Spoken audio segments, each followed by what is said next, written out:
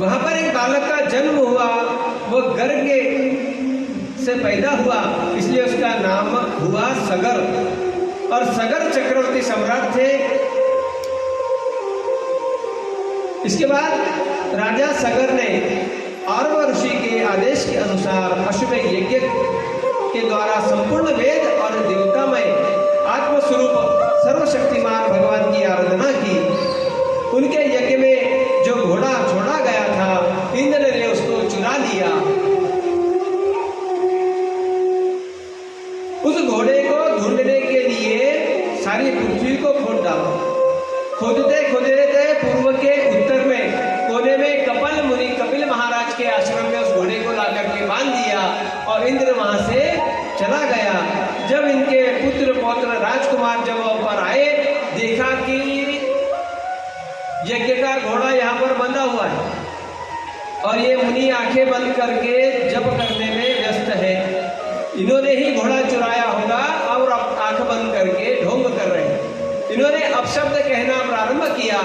जब कपिल मुनि की आंखें खुली तो एक रोशनी निकली, अग्नि निकली, जिससे ये सारे राजकुमार जल के भस्म हो गए। और जब भस्म हो गए तो ये देखा अंशुमान ने कहा, भाई प्रभु जी, ये हमारे जो परिवार के लोग घोड़ा ढूंढने आए थे वो सब कहाँ गए? तो बोले ये पड़े राख के ढेर, देख लो। फिर ये कैसा हुआ? तो उन्होंने कहा कि ये मुझे अपशब्द कह रहे थे, उन्हें लगा मैंने घोड़ा चुराया है, तो ये घोड़ा आपका इधर पड़ा है, बांधा हुआ, इसे लेके जाओ। अब इसने प्रार्थना की कि इनका उद्धार कैसे होगा। तब कहा कि गंगा मैया को अवतरण लेना पड़ेगा।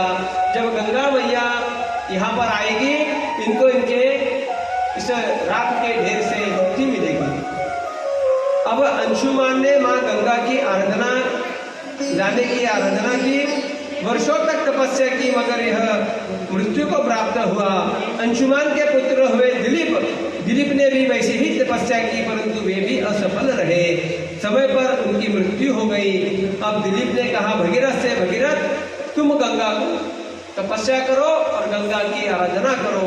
तब भगीरथ ने जब तपस्या की, माँ गंगा की तपस्या कर रहे हैं और माँ गंगा को प्रसन्न किया, माँ गंगा को आराधना की और माँ गंगा को प्रकट करने के लिए अब जो है गंगा की स्तुति करने लगे।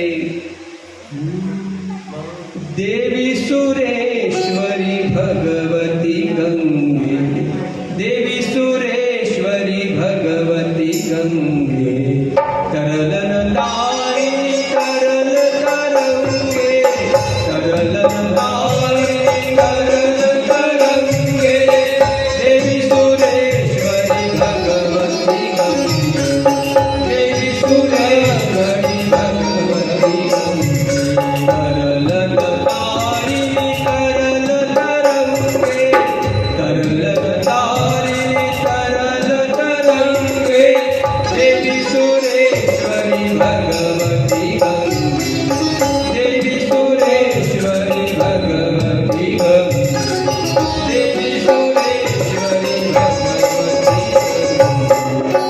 और इस प्रकार जब आराधना की, तब किया, तब गंगा माँ ने प्रसन्न होकर कहा, मैं आऊंगी तो सही, मगर मुझे संभालेगा कौन? मेरा वेग बहुत जोर से होगा। तब कहा क्या करूं? कहा भोले बाबा को मनाओ।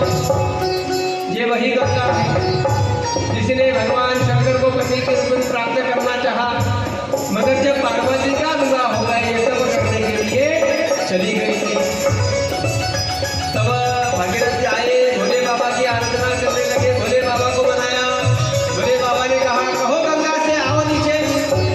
और गंगा जी बड़े वेग से जब आने लगी, तब भोले बाबा ने अपनी जटा में गंगा जी को समाश्रित कर लिया। अब गंगा जी को बाहर निकलने के लिए जगह ही नहीं रखी महादेव। क्यों? तो गंगा जी को अपने ऊपर बड़ा अभिमान था। गंगा जी का राह देख रहे हैं भागीरथ जी, अरे गंगा आओ, कहाँ रह गई?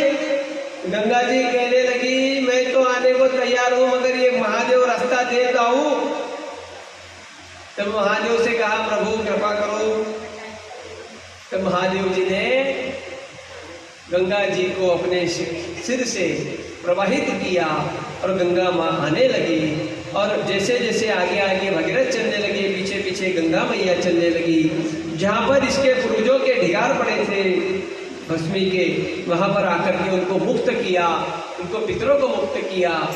और इस प्रकार भगीरथ के अथाह प्रयत्न के बाद गंगा मैया इस भूलोक पर आई।